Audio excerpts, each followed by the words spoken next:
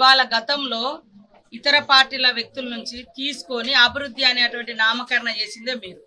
ఇవాళ ఇక్కడ పోయినటువంటి ఇవాళ భద్రాచలం ఎమ్మెల్యే మీద విమర్శలు చేసేటువంటి ఈ బూర్గంపాడు మన పినపాక మాజీ ఎమ్మెల్యే గారు ఇవాళ కాంగ్రెసే ఉండదు అని కాంగ్రెస్ తల్లి పాలు దాగి నువ్వెవరో అడ్రస్ లేదు 2 సార్లు గెలిపిస్తే ఏం మాట్లాడండి ఆయన?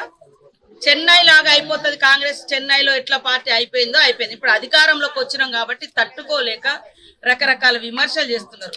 వీళ్ళు పోయేటప్పుడేమో మేము అభివృద్ధి కోసమే పోయినామని చెప్పారు. నేను ఆ రోజు కూడా అన్నా, అంటే అభివృద్ధి కోసమే పోయినామని చెప్పేటోళ్ళు రేపు మా పార్టీ కూడా అధికారంలోకి వస్తే మళ్ళీ అభివృద్ధి కోసం ఇటు వస్తారా అని. కాబట్టి వాళ్ళు చేస్తేనేమో నీతి అంట, ఇతరులు చేస్తేనేమో రోత అంట. కాబట్టి ఇట్లాంటి మాటలు మానుకోండి. ఇవాళ భద్రాచలం ఎమ్మెల్యే ఏదైతే వెంకట్రావు గారిని విమర్శించే ముందు నువ్వు వాళ్ళ అత్యాశపడిపోయినావు, పోయి ప్రజల చేత భంగపాటు అయింది. ఇంకొక ఎమ్మెల్యే కూడా మా ఆత్రం సక్కును తీసుకొని కనీసం టిక్కెట్ కూడా ఇవ్వలే, ఆయన ఒక సీనియర్ గా ఉండే.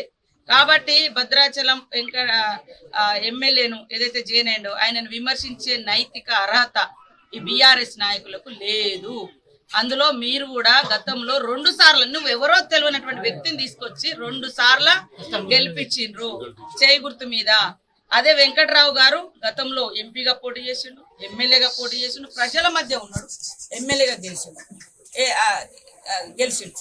కానీ నువ్వైతే తెలియని పార్టీ వ్యక్తిని తీసుకొచ్చి మా పార్టీ గెలిపిస్తే మా పార్టీని తల్లి రొమ్ము మీద గుద్దినట్టుగా నువ్వు గుద్దిపోయి మాట్లాడే అర్హత నీకుందా కాంతారావు అని నేను అడుగుతున్నా.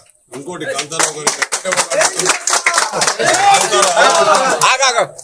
కాంతారావు గారు కాంగ్రెస్ పార్టీ కట్టించిన ఆఫీస్ కు బీఆర్ఎస్ ఆఫీస్ అని పెట్టుకున్నాడు. ఇవాళ ఆ సిగ్గుండాలి. 10 సంవత్సరాలు కాంగ్రెస్ ఆఫీస్ లో ఉంటూ కాంగ్రెస్ ఇంట్లో ఉంటూ ఇది బీఆర్ఎస్ అని బోర్డు పెట్టుకున్నంత మాత్రాన అది బీఆర్ఎస్ పార్టీ ఆఫీస్ కాదు, అది కాంగ్రెస్ పార్టీ ఆఫీసు.